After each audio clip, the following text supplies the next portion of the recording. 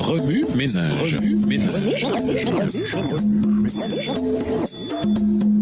Bienvenue dans votre émission. Remue-ménage. Nous voilà à la 9e leçon allant du 21 au 27 mai. Quelques enseignements de Jésus. À ce moment, les disciples s'approchèrent de Jésus et lui demandèrent « Qui est le plus grand dans le royaume des cieux ?» Matthieu 18, le verset 1. Il est important de passer du temps en tête-à-tête avec Dieu. En nous retrouvant seuls avec lui dans la nature, nous nous rapprochons de lui.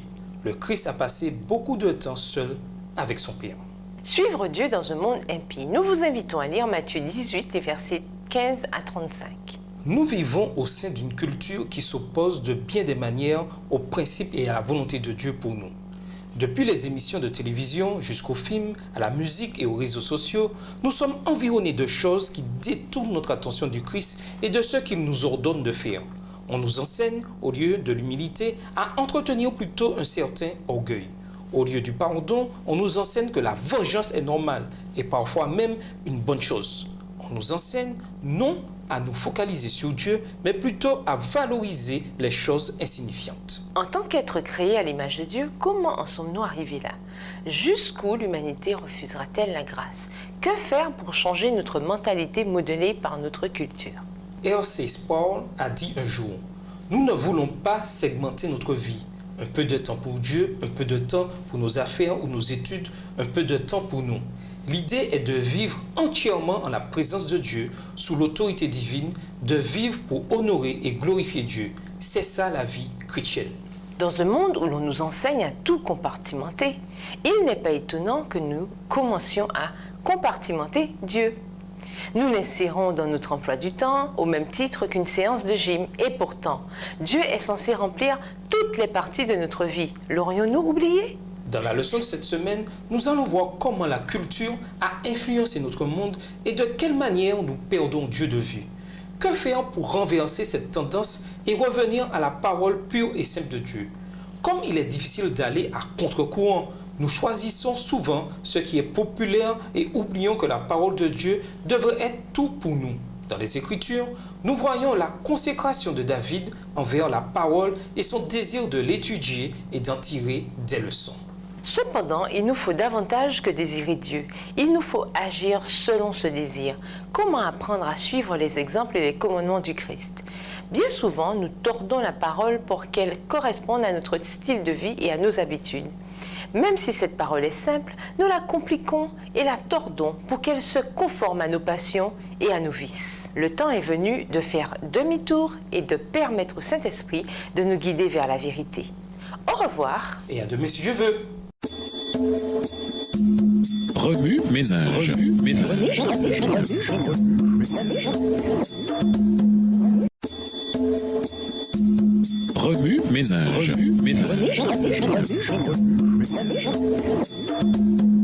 Bienvenue dans votre émission Remue-ménage. Nous voilà au dimanche 22 mai, afin que là où je suis, vous y soyez aussi. Mettre la parole en pratique. Lisons Jacques 1, les versets 22 à 27. Jacques 1, les versets 22 à 27. Mettez en pratique la parole et ne vous bornez pas à l'écouter en vous trompant vous-même par de faux raisonnements. Car si quelqu'un écoute la parole et ne la met pas en pratique, il est semblable à un homme qui regarde dans un miroir son visage naturel et qui, après s'être regardé, s'en va et oublie aussitôt quel il était. Mais celui qui aura prolongé le regard dans la loi parfaite, la loi de la liberté, et qui aura persévérer, n'étant pas un auditeur oublieux, mais se mettant à l'œuvre, celui-là sera heureux dans son activité. Si quelqu'un croit être religieux sans tenir sa langue en bride, mais en trompant son cœur, la religion de cet homme est vaine. La religion pure et sans tache, devant Dieu notre Père, consiste à visiter les orphelins et les veuves dans leurs afflictions et à se préserver des souillures du monde. Bien que des gens lisent la Bible juste pour en comprendre la signification, ils n'appliquent pas toujours ce qu'ils y lisent. C'est sans doute la raison pour laquelle Jacques nous montre l'importance de l'action par rapport aux Écritures. En effet, la sagesse biblique ne nous sert de rien si nous ne l'appliquons pas dans notre vie. Être comme un enfant. Lisons Matthieu 18, les versets 1 à 4. Matthieu 18, les versets 1 à 4. En ce moment, les disciples s'approchèrent de Jésus et dirent « Qui donc est le plus grand dans le royaume des cieux ?» Jésus, ayant appelé un petit enfant, le plaça au milieu d'eux et dit « Je vous le dis en vérité, si vous ne vous convertissez et si vous ne devenez pas comme les petits enfants, vous n'entrerez pas dans le royaume des cieux. C'est pourquoi quiconque se rendra humble comme ce petit enfant sera le plus grand dans le royaume des cieux. L'esprit de rivalité nourri par les disciples les avait rendus puérils. Jésus les appela donc à devenir comme les petits-enfants. Les enfants sont innocents et font en général aisément confiance. Par conséquent, ils ont besoin de quelqu'un pour les guider et les enseigner. Quand vous étiez enfant, vous pensiez probablement tout contrôler et n'avoir besoin d'aucun guide. Mais comparé à Dieu, nous sommes des êtres finis et impuissants. Lui seul est la source de la vie. Lisons les paroles du cantique « J'ai soif de ta présence ». Ces paroles décrivent notre petitesse et notre besoin de grand Dieu, d'un sauveur. Chaque jour, à chaque heure, « Oh, j'ai besoin de toi ». Viens Jésus et demeure auprès de moi. Sans les soins de ses parents, un jeune enfant souffrirait ou mourrait. De même, sans Dieu, nous souffririons et mourrions nous aussi. Ce qui compte vraiment, lisons Matthieu 6, verset 33. Matthieu 6, verset 33. Cherchez premièrement le royaume et la justice de Dieu, et toutes ces choses vous seront données par-dessus. Comme il est facile de se laisser distraire par les choses futiles de ce monde, notre culture s'enfonce si rapidement dans le péché que chaque jour, de plus en plus de personnes sont paralysées de peur en voyant ce qui se passe dans le monde. Jésus a parlé de la destruction de Jérusalem, de la chute de la nation juive, de la persécution de l'Église tant par les dirigeants juifs que par les gentils et de la détresse qui prévaudrait. En ce temps-là, la détresse sera plus terrible que toutes celles qu'on a connues depuis le commencement du monde jusqu'à maintenant. Et il n'y aura plus jamais de pareil. Matthieu 24, le verset 21. La plénitude ne se trouve pas en ce monde, mais uniquement en l'amour et la grâce de Jésus-Christ. Si nous fixons les yeux sur le Maître, nous pourrons résister à toutes les tentations que le monde mettra en travers de notre chemin. Être avec lui. Lisons Matthieu 6, verset 19. Matthieu 6, le verset 19. Ne vous amassez pas des trésors sur la terre où la teigne et la ruine détruisent et où les voleurs percent et dérobent. Chaque fois que nous sommes éprouvés ou tentés, nous risquons de perdre de vue l'ensemble du tableau. Il est si facile d'oublier qu'il y a pire que nos luttes personnelles. Certains en arrivent même à penser qu'ils ne verront jamais le bout du tunnel. Cependant, Dieu nous a montré que nous avons vraiment un objectif à viser, vivre en sa présence dans sa demeure. Les richesses, la gloire ou la puissance que nous acquérons ici-bas ne sont que poussière en comparaison de ce que Dieu a en réserve pour nous. Une terrible bataille s'est livrée dans le cœur du jeune homme riche au sujet de ce qui importait le plus, les richesses terrestres ou la vie éternelle. Cependant, Jésus ne lui a pas demandé d'accepter une nouvelle croyance, mais de se débarrasser de toutes ses richesses et de le suivre. Les premiers seront les derniers. Lisons Matthieu 19, verset 27. Matthieu 19, verset 27, Pierre, prenant alors la parole, lui dit « Voici, nous avons tout quitté et nous t'avons suivi. Qu'en sera-t-il pour nous ?» Pierre demanda à Jésus quelle serait sa part et celle des autres disciples. Jésus leur décrivit alors une scène où les disciples étaient assis à ses côtés dans le ciel, chacun sur son trône. Il ajouta que tous ceux qui avaient quitté leur maison et famille à cause de son nom recevraient 100 fois plus et auraient part à la vie éternelle. Matthieu 19, verset 29. Ces versets montrent que Jésus met sur un même pied d'égalité tous ceux qui cherchent son royaume. Ici-bas, l'esprit de compétition est féroce. On essaie d'être le meilleur, de devancer tout le monde. Mais tandis qu'on brigue la première place, tant d'autres sont laissés derrière. Jésus est clair. Dans son royaume, il n'en sera pas ainsi. Nous aurons tous une place, qu'il ait été facile ou non d'y parvenir. Remue-ménage, existe-t-il des moyens concrets de mettre la parole en pratique? Nommez-en quelques-uns. À ce jour, quelle est la chose la plus difficile ou la plus importante que Dieu vous ait demandé de faire? Réfléchissez un instant à votre vie. Est-il facile pour les autres de voir ce qui compte le plus pour vous? Pourquoi? Au revoir. Et à demain si Dieu veut. Remue-ménage. Remue-ménage.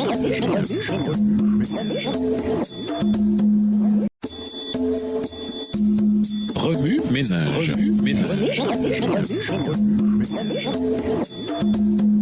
Bienvenue dans votre émission. Remue-ménage. Nous voilà au lundi 23 mai, les détours cachés de la vie. Lisons Matthieu 16, les versets 15 et 16. Matthieu 16, versets 15 et 16. Et vous, leur dit-il, qui dites-vous que je suis? Simon-Pierre répondit, tu es le Christ, le Fils du Dieu vivant. Notre Créateur nous demande un attachement profond et une fidélité à toute épreuve. Tout ce qui tend à diminuer notre amour pour Dieu ou à compromettre le service qui lui est dû devient de ce fait une idole. Certains ont pour idole leur terre, leur maison, leurs biens. Ils poursuivent avec zèle et énergie leurs affaires et relèguent le service envers Dieu au second rang. Le culte de famille est négligé, la prière secrète oubliée. Beaucoup prétendent agir avec justice envers leurs semblables et semblent croire que ce faisant, leur devoir est entièrement accompli. Mais l'observation des 6 derniers commandements ne suffit pas. Nous devons aimer Dieu de tout notre cœur. Rien de moins que l'obéissance à tous les préceptes ne peut satisfaire aux exigences de la loi divine. Nombreux sont ceux dont le cœur a été tellement endurci par la prospérité qu'ils oublient Dieu et les besoins de leurs semblables. De prétendus chrétiens se parent de bijoux, de dentelles, sont richement vêtus, alors que les pauvres du Seigneur manquent des choses essentielles à l'existence. À l'heure où l'on présentait à Dieu le sacrifice de l'après-midi, le prophète Élie s'approcha de l'autel et dit « Seigneur Dieu d'Abraham, d'Isaac et de Jacob, montre aujourd'hui que tu es le Dieu d'Israël, que je suis ton serviteur et que c'est sur ton ordre que j'ai fait tout cela. » Réponds-moi, Seigneur, réponds-moi, afin que ces gens sachent que c'est toi, Seigneur, qui es le vrai Dieu, et tu les ramèneras ainsi à leur fidélité d'autrefois. 1 Roi 18, les versets 36 et 37. Celui qui sonde les cœurs désire arracher son peuple à toute espèce d'idolâtrie.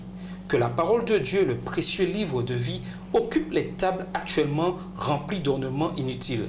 Employez votre argent à acheter des livres capables d'éclairer l'esprit concernant la vérité présente. Le temps que vous passez à déplacer et à épousseter les innombrables ornements que vous possédez, employez-le à écrire quelques mots à vos amis et à envoyer des journaux, des brochures ou de petits livres à des personnes qui ne connaissent pas la vérité. Saisissez la parole du Seigneur comme un trésor de sagesse infinie et d'amour. C'est le guide qui vous indique le chemin conduisant au ciel. Il vous montre le Sauveur qui pardonne le péché et vous dit « Voici l'agneau de Dieu qui ôte le péché du monde. » Jean 1, verset 29. Au revoir. Et à demain si Dieu veut. Remue ménage. Remue ménage.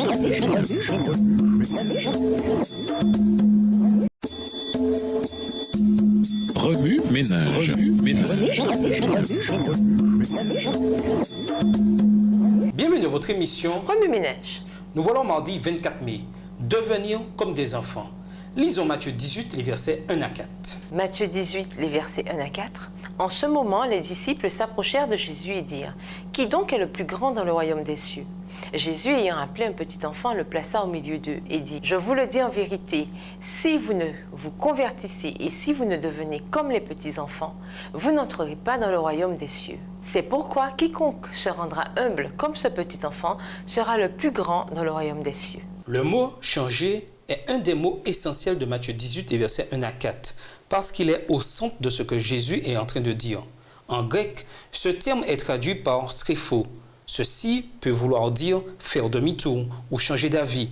Il peut aussi être traduit par se détourner d'une ligne de conduite, c'est-à-dire changer d'avis. Quoi qu'il en soit, il s'agit toujours de la même idée, faire demi-tour. C'est alors que des questions surgissent. Faire demi-tour, d'accord, mais pour aller où et vers quoi? Matthieu 18, verset 3, nous aide à comprendre cette recommandation de Jésus. Je vous le déclare, c'est la vérité. Si vous ne changez pas pour devenir comme des petits-enfants, vous n'entrerez pas dans le royaume des cieux. À ce point, il vous vient peut-être à l'esprit la conversation entre Jésus et Nicodème, lequel lui demanda « Comment un homme déjà âgé peut-il naître de nouveau ? Il ne peut pourtant pas retourner dans le ventre de sa mère et naître une seconde fois. » Jean 3, le verset 4. À cette époque, les enfants avaient à peine voix au chapitre. Ils étaient censés se placer à la fin de la file avec les femmes. Mais Jésus dit fondamentalement que pour qui veut une place dans son royaume, il est obligatoire de devenir comme un petit enfant. Pour les Juifs, c'en était trop. Cette fois, Jésus allait trop loin. Revenir à un endroit signifie qu'on y est déjà allé, mais qu'actuellement, on n'y est pas. Dans Matthieu 18, les versets 1 à 4, Jésus présente cet objectif en d'autres termes. Il nous donne pour objectif de devenir comme les petits-enfants. Or, les hommes auxquels Jésus s'adressait n'étaient certainement pas des enfants. Bon nombre d'entre eux avaient un emploi et une famille. C'étaient des adultes qui foulaient le sentier de l'humanité. Et cependant, Jésus leur proposa de faire un retour en arrière, de revenir à l'enfance. Ce moment de leur vie où ils dépendaient des bons soins de leurs parents pour comprendre combien ils devaient dépendre de Dieu maintenant. Remue-ménage, il est impossible évidemment de redevenir physiquement un petit enfant. De même, il serait irresponsable de notre part de redevenir des enfants sur les plans intellectuels et émotionnels. Mais alors, dans quelle dimension de la vie Jésus nous invite-t-il à redevenir des enfants? Quelle leçon pouvons-nous tirer de l'exemple suprême de Jésus par rapport au fait de devenir comme des petits-enfants? Au revoir. Et à demain si Dieu veut. Remue-ménage. Remue-ménage.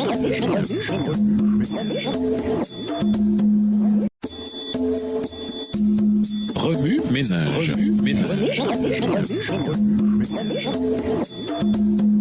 Bienvenue dans votre émission. Remue-ménage. Nous voilà au mercredi 25 mai. Être grand. Lisons Marc 11, le verset 25. Matthieu 11, verset 25. Et lorsque vous êtes debout, faisant votre prière, si vous avez quelque chose contre quelqu'un, pardonnez, afin que votre Père qui est dans les cieux vous pardonne aussi vos offenses. Comment devenir comme un petit enfant? Un jour, les disciples vinrent à Jésus pour savoir lequel d'entre eux serait le plus grand dans le royaume des cieux. Le Seigneur leur montra alors un petit enfant et répondit, « Je vous le dis en vérité, si vous ne vous convertissez et si vous ne devenez comme les petits enfants, vous n'entrerez pas dans le royaume des cieux. C'est pourquoi quiconque se rendra humble comme ce petit enfant sera le plus grand dans le royaume des cieux. » Matthieu 18, les versets 3 et 4 dans la version Louis II. C'est donc par là qu'il faut commencer pour être grand. Lisez Éphésiens 4, les versets 31 et 32. Jésus ne disait pas à ses disciples d'être puérils, mais plutôt d'avoir l'innocence et la dépendance d'un enfant. Au temps biblique, les enfants et les femmes n'avaient aucun droit. En maintes circonstances, ils étaient opprimés, surtout s'ils n'avaient pas de père. Voir Jacques 1, verset 27. Ils étaient faibles et dépendants. Comment avoir un esprit de pardon? Notre Dieu pardonne. Depuis le Jardin d'Éden jusqu'à nos jours, il désire que nous venions à lui pour recevoir le pardon. Il attend patiemment que nous recherchions son pardon. Dès que nous le faisons, il nous pardonne instantanément. Cependant, il ne veut pas être le seul à pardonner. Il nous exhorte à pardonner à ceux qui nous ont offensés. Luc 17, les versets 3 et 4, Éphésiens 4, le verset 32. Ceux qui désirent vraiment être comme le Christ recevront à coup sûr la capacité de pardonner. Et quand vous êtes debout pour prier, si vous avez quelque chose contre quelqu'un, pardonnez-lui, afin que votre Père qui est dans les cieux vous pardonne aussi le mal que vous avez fait. Marc 11, verset 25. Si nous ne pardonnons pas aux autres, le Seigneur ne pourra pas nous pardonner lui non plus. Matthieu 18, les versets 21 à 35. Le refus de pardonner aux autres aboutit à la perte du salut. Comment se focaliser sur Jésus? La quête effrénée d'argent et de biens nous empêche d'aimer le Seigneur. En fait, toutes les choses que nous laissons s'immiscer entre nous et Dieu provoquent le même résultat. Comment donner la priorité à Dieu? Préoccupez-vous d'abord du royaume de Dieu et de la vie juste qu'il demande. Et Dieu vous accordera aussi tout le reste. Matthieu 6, verset 33. Par conséquent, consacrons moins de temps à notre voiture, au jeu, à notre meilleur ami ou à toute autre chose et plus à Dieu. Remue-ménage, à quand remonte la dernière fois où vous avez fait passer Dieu avant toute autre chose? Pensez à un enfant que vous connaissez. Considérez comment vous pouvez devenir comme cet enfant selon la recommandation de Jésus. Au revoir. Et à demain si Dieu veut. Remue-ménage. Remue-ménage.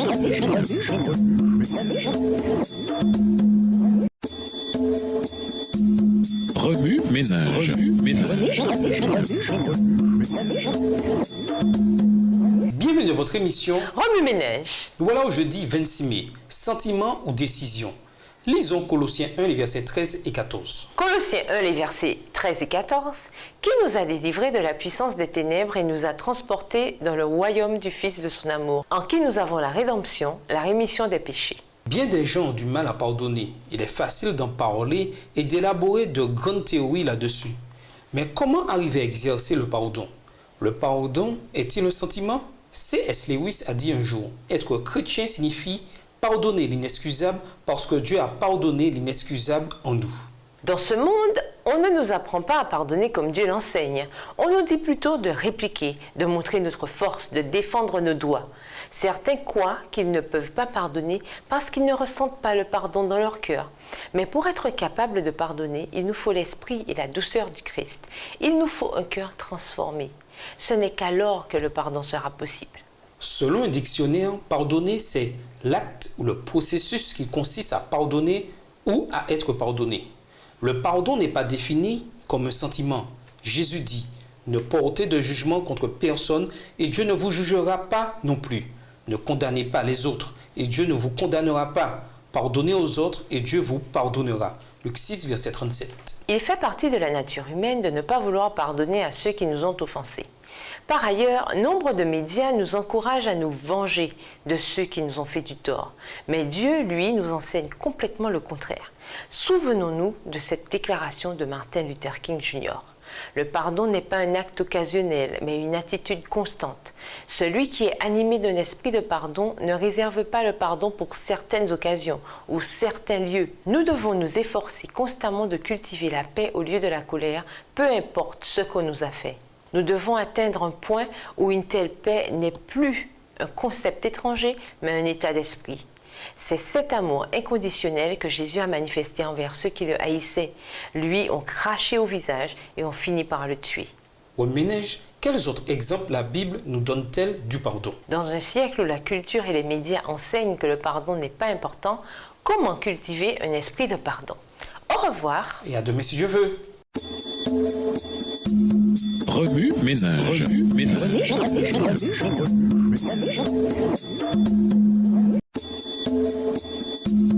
Remue ménage. Remue ménage.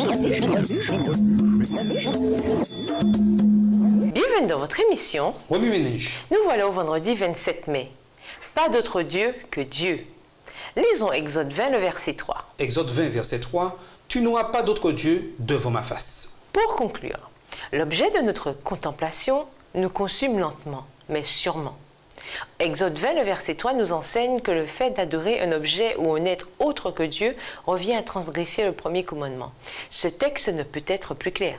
Si nous donnons à Dieu la priorité en toute chose, nos priorités mondaines vont finir par s'affaiblir. Nous tous, le visage découvert, nous reflétons la gloire du Seigneur.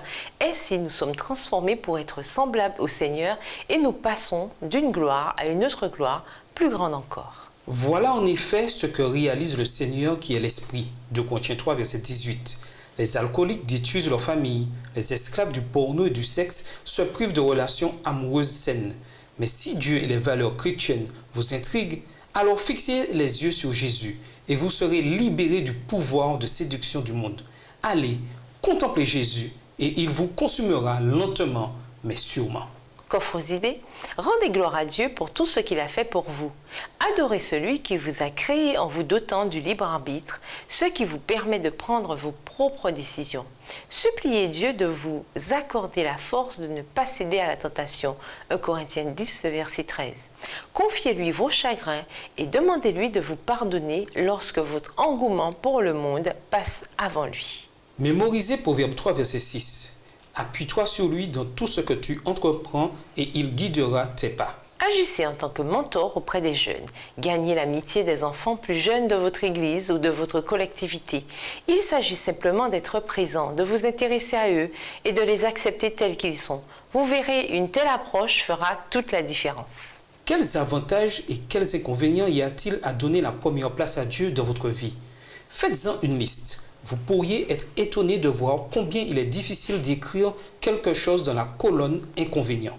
Observez attentivement le monde sauvage. Regardez combien les parents prennent soin de leur progéniture en les nourrissant jusqu'à ce qu'ils soient rassasiés. Ainsi, prenons l'habitude, surtout ceux qui luttent contre leurs habitudes alimentaires, de manger jusqu'à satiété, pas plus.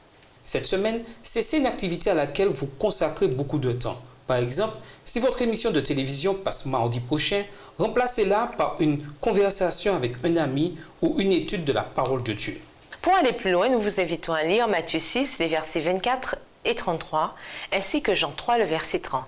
Ainsi que le livre God's Amazing Grace, la grâce étonnante de Dieu, page 21, livre écrit par Ellen G. White. Et pour finir, le livre God's Law of First Things, Being Blessed begins with putting God first. La loi de Dieu des premières choses, les bénédictions commencent quand on place Dieu en premier, écrit par Mike Hayes.